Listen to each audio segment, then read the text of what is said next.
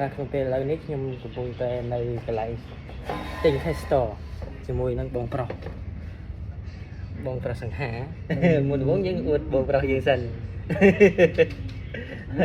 ហើយម្ចាស់ហាងក៏សង្ហាដែរនេះបងហើយXR ហ្នឹងអត់វាអត់មានអូតូស្ទីនសិនមកវាមានតែក្នុងអូយវាអត់មានកែ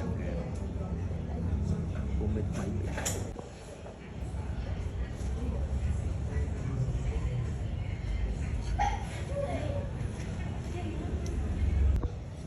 ហើយទូរស័ព្ទយើងពេលនេះទៅបងអាសាជួបវាទៅវាមានអីស៊ីបងជួវាឥឡូវតាមដែរខ្លះតែយើងប្រើរាប់ខែយើង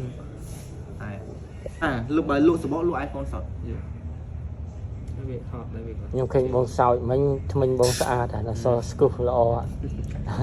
បើផលិតផលអីបើសស្គូសល្អដែរធម្មជាតិហ្មងធម្មជាតិហ្មងនៅប៉ែតថ្មិញ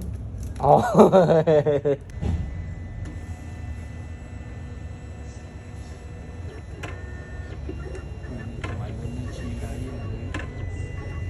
ហើយដៃជាវិញសាប់មកជួបខ្ញុំម្ដងណាពីលើចូលអត់ទេបាយធ្លាប់សួរខ្ញុំមើលសិននឹងកាត់ពុំហ្នឹង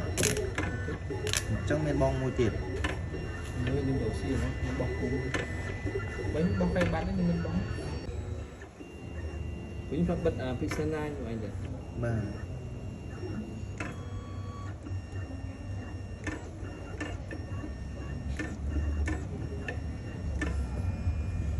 កាត់បន្ទូហើយគឺយើងយំរូបហ្នឹងបាទដល់ពេលទូទាត់សាច់ប្រាក់ហើយបន្ទាប់ពីយើងឥឡូវយើងត្រឡប់ទៅវិញហើយព្រោះយើងអត់ទូរស័ព្ទទៅજાયទិញ Castor